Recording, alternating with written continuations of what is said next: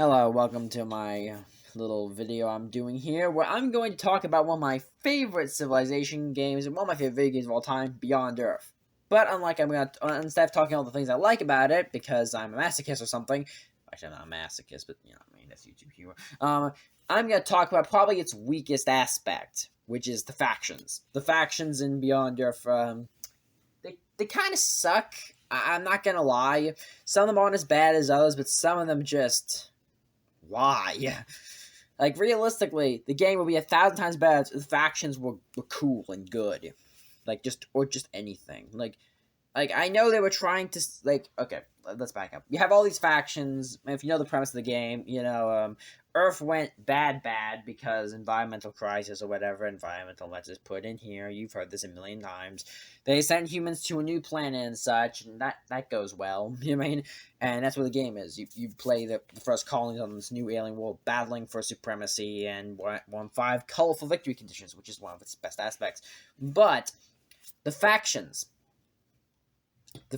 are just they're just not good. They're just not good. Like, they aren't the worst they could theoretically be, but they just aren't good. For the Rise and Tide expansion, which is basically required to truly enjoy the game, added 4 more of them. The base game only had 1, 2, 3, 4, 5, 6, 7, 8, and then they added 4 more, so it was 12. So they have 12 factions, but they all just very few of them are very interesting or fun or have fun bonuses. And the biggest problem is the bonuses often don't match up what they are really very well. I know they are technically the same, but it's close enough that it kind of feels weird. I'm gonna get a resident noob over here. Hey, sis. No. Aww. Okay. Anyway, I'm just gonna go by these one by one a little bit here. The 2 worst offenders are actually pretty early up on the list, so I think should I go in reverse order? Nah. Actually, yes. Okay. First one, North Sea Alliance. They were adding an expansion, but it doesn't matter. They're kind of England and the Nordic countries, and that bonus of their aqua cities are more defensive and can move around easier. They don't have much of a personality, and I don't want to get an English or Scandinavian vibe off them so much as just them. They're one of the better factions, actually, but it is kind of sad. But they're fine. They're fun. They're okay. They're actually one of the better factions, like I said. Intig. How on earth do you pronounce that? It doesn't matter. They're Germany, and their whole stick is that they're really, really good with diplomacy. It's like really cheap, and units and building costs is like less, and diplomatic capital and such. And I guess that kind of works for Germany, but I would imagine they should at least get a productional war bonus because, yeah, I know Germany's more peaceful now, but Germany has a long history of smacking people around. And I just feel it's kind of weird. Oh, well. Chung. Ugh. They're basically Hong Kong and Korea, kind of. They begin with more covert agents and gain science when they do a successful operation. You get the idea. I don't really know enough about that era to really say if they're accurate or not. They seem kind of accurate. They just have a lack of personality. A lot of these factions have a lack of personality. Like E-Tiger, I don't get a Germany vibe off them. I don't feel like they're Germans. And not like to say they have to be super obvious or anything, but that doesn't feel very fun. You have Allah Faith, which is the Middle Eastern one. You're gonna see this problem later, but I'm impressed that they were able to get that in the universe. They're able to get entire groups like the Middle East to work together when their entire history is basically stab, murder each other. Like, regardless of who you think was right or wrong in any of those conflicts, it's like they're running history. It's stab, murder, kill. No, everyone there, it's just weird. Just everyone there, it's just bloodbath with it. But they're bonuses, they get their cities develop better and they're nice. And I can't really say that bonuses reflect it perfectly, but it's fine. It's fine. It's not the worst. They just lack personality, like I said. The Slavic Federation, they're like Eastern Europe and Russia. You think they'd be the new Soviet Union, but they aren't. Don't know how the Eastern European nations would ever go back to Russia after, the Cold War. But the whole thing is that orbital units require less strategic resources to send up and such, and they get free titanium, geothermal, and fuel. So I can kind of see some of it, but once again, a severe lack of personality. Polynesia is basically all the Polynesian countries and Australia. Why Australia united with them rather than, say, America, Canada, New Zealand, or England is beyond me. But basically, the whole thing is they get more trade routes, and I don't really see it, but I don't really know. I can only speak for Australia, and I don't really see anything against it per se. It just feels kind of weird, but that's just me. Brasilia, Brasilia is like one of the few straight old world nations showing up, and they're all sticking at the war bonuses and thought about the war and the fighting and the stabbing and whatnot, and they actually have a bit of personality to them, which is nice. But as far as history goes, I don't know much about Brazilian history, but I've asked people who do know at least a little bit more than me, and there isn't really much in their history to really justify why they'd be really good at stab, murder. So it does feel kind of off, but it really doesn't seem outright weird like some of these last factions I'm gonna get to. The Kavlang Protectorate. They're basically India and Pakistan. Their whole thing is that the culture and it costs less for culture and energy to expand higher. So basically, they just get really big borders. Okay. Once again, lack of personality, really. Franco Libria is probably one of, if not the best factions in this game. Not mechanically. Mechanically, they're good, but they're not the best, in my opinion. But they're France and Spain, but mostly France. And they're looking to get more. Basically, they get more culture for more culture, and that's very French, and it makes sense. And you're one of the better factions. It just makes sense. You don't have much personality, but at least you make sense. Then we get to the first of the two really bad ones, like the ones that they just don't make sense. Not mechanically. Mechanically, they're fine, but in lore, it just makes no sense. It's the People's African Union, and I don't know what happened in the 200 years since our timeline and that game, but I refuse. It makes no sense to me. I know they're trying to conglomerate things together and such and all that jazz to make things super nations, whatever. I think it's kind of stupid in some points. Like, I think honestly, like if this is supposed to be the Earth kind of collapsing and suffering damage, you would actually have split nations. You have splitting, but you have the People's African Union, and they're all of Africa, all of it, just the entire continent. If you know anything about African history, that makes no sense. That is just those, like, their entire history. There's no reason really that they would want to unite together. They don't have much loyalty to each other. There's no real shared identity in most cases, and they're far more interested in stabbing each other even to this day. Like, regardless of your opinions on them, it's nothing a slight against them or anything. It's just they have no real allegiance to each other. You would probably be easier to convince some of them to go back to European nations than to work with other ones. Some of the blood feuds are so strong, it makes no sense.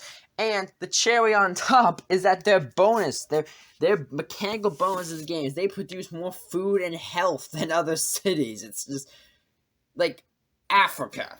When I think of Africa, I think of like food everywhere, growing, everything's great, and it's all healthy. It's super healthy, the healthiest place in the world. That's what I see Africa as. That, like, I'm convinced. Like, who decided their bonus? I mean, probably the same person who decided the Americans' bonus, but why? Who decided your bonus? I mean, I'm not trying to be mean to them. It's just why? Whatever. Maybe I have the Pan Asian Corporation, conglomerate. I can't say the name right. But it doesn't matter. They're basically all of Asia, so China, Japan, Vietnam, and all the other ones no one cares about. And their whole stake is that the first one in every city is free, and they get +1 and then more diplomatic capital and such. And once again, they suffer from a lack of personality. Nothing really very interesting to them. I don't really think the one to things like a bonus is ineffective for them, though I'm kind of curious how on earth you got China and Japan to form together. Those two have a very strong blood feud. Like, that would be impressive. to get those two to agree together on anything. I'm pretty sure most of them would work with just about anyone else. Just about anyone else those two would work with. Like, it's honestly impressive. And the last faction was technically the first, but I'm doing reverse order kind of thing. We have the American Reclamation Corporation, or basically America. It's basically America. And oh boy, they're just a little bit less stupid than the African ones. The People's African Union.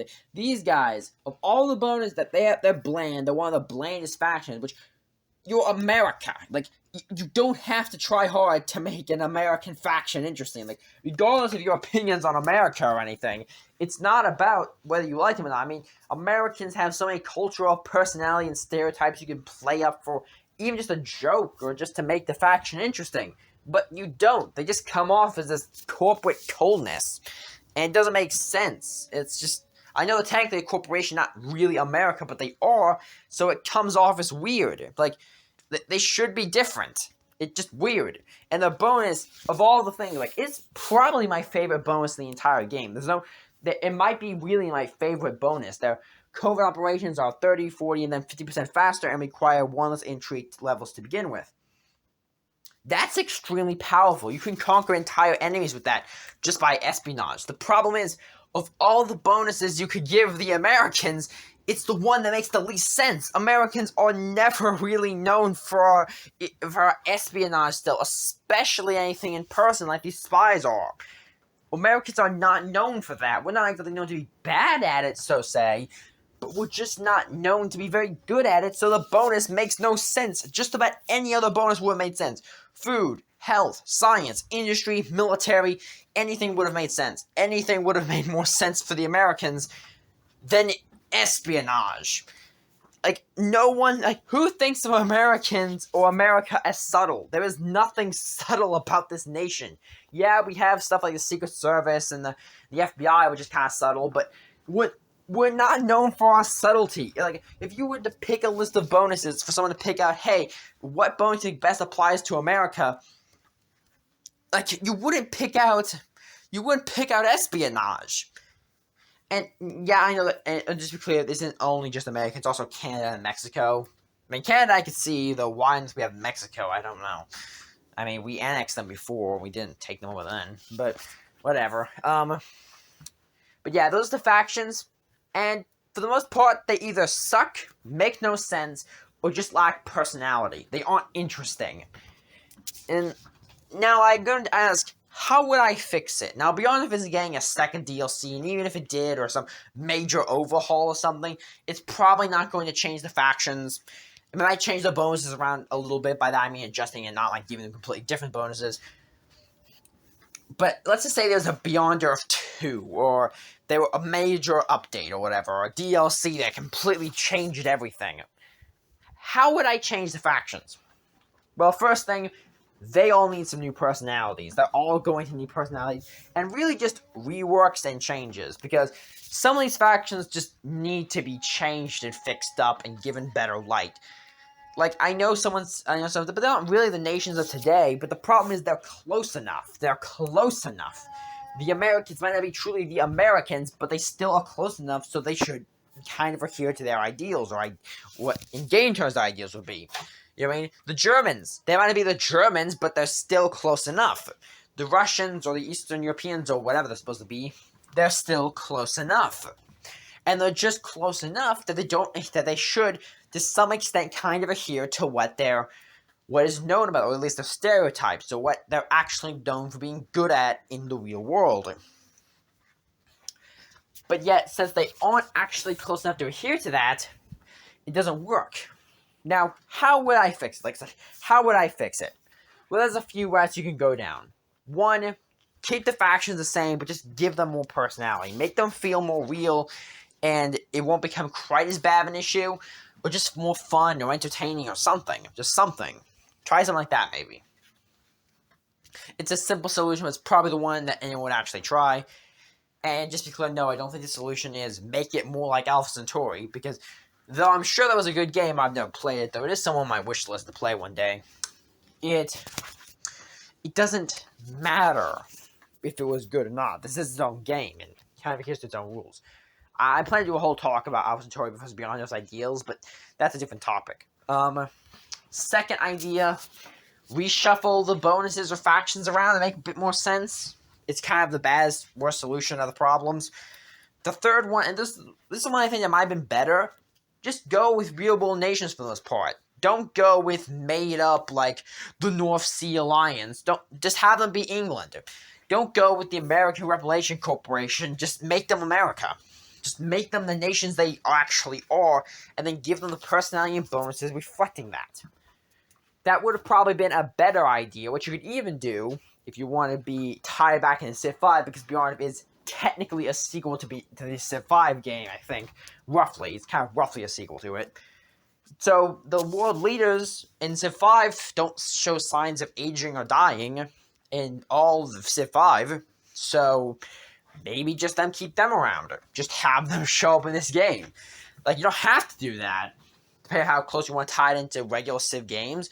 But you could do that. Just have the Americans led by George Washington in space, or have like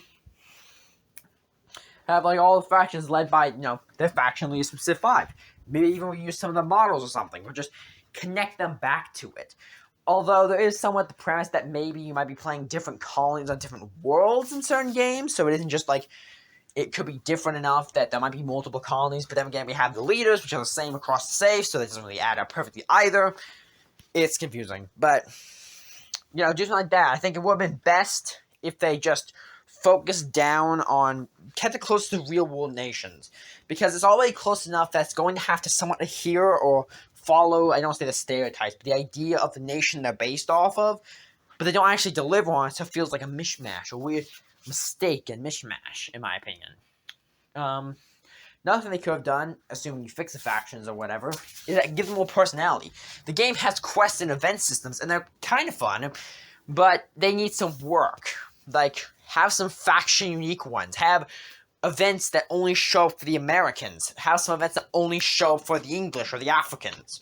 Bonus events that can only happen to them. That based on their culture, to give them personality and a real choice. And if you really dedicated to overhauling it, to make it the best game possible, they're going to need new bonuses, mate. And not just switch them around to make more sense.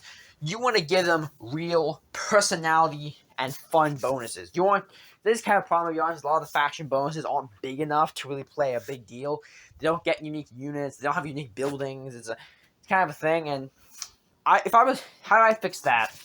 It's just give them mechanics to play with. Give them cool tricks to play. Like, let's say we took the Americans, but they're like the real Americans, not like this is like just more box stand America. Imagine if every city an American settled, that every city they settled, they chose a state, one of the 50 states that it was based off of. Like, this is New York or New Texas, and they would give a small bonus based on each one without reflecting the city. So, like, as an example, my home state of West Virginia would be all mines produce 1 energy. A small bonus, but could help you because you'll find coal or whatever. Think stuff like that. Small, tiny bonuses, and you would never get all 50 of them because you'll never have 50 cities in one game. But it would give you flavor. We have something like that. Then you could have stuff like, I don't know. There's a lot you could do.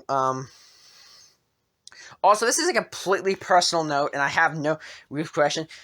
The food and health bonus isn't necessarily a bad idea for Africa, but is one of the bad bonuses. But I just changed it to be Egypt. Think about it. The Egyptian Nile, they're known for being messed at the time. Just make them Egypt. Just make them Egypt. Then you can have like more African factions if you want. So it isn't just the one African faction, you have several. Because you can play with that. There's enough culture in there. You don't have to make them just the Africans. You can make them the Egyptians and the West Africans, South Africa or something. There's stuff you can do there. So it will help you all better if you split them up, and also maybe split America up too. I mean Canada kind of games over kind of makes sense. I could see that, but maybe not. I don't know. The problem is that if there was a disaster, you wouldn't see countries coming together. You see them breaking apart. You wouldn't see America merging with multiple countries. You more likely to see America break apart. You wouldn't see all the other nations come together, they'd break apart. You wouldn't see Asian countries come together, they'd break apart. if any, they would you either leave in the same position you started with, or they would just break up. There's no reason to assume they should merge. This doesn't make sense. It just doesn't add up perfectly, and that's my rant about one thing about Beyond Earth I just didn't like very much. It's not a big deal in the grand scheme of things, but I think it holds the game back somewhat. And should Beyond Earth ever get a sequel or a second bit expansion or an update or remastering or whatever, I would hope they fix these issues, as it would really help the game move on. If you ever want to see me talk about what I would do for a second expansion outside of fixing the factions, you're welcome to ask for it. I would happily do that, but I need to know support. I would like to know if you would actually be interested in seeing that. And next time I talk about Beyond Earth will probably be me comparing the ideas between Alpha Centauri and Beyond Earth. That's something I've wanted to talk about for a long time. But yeah, thanks and see ya.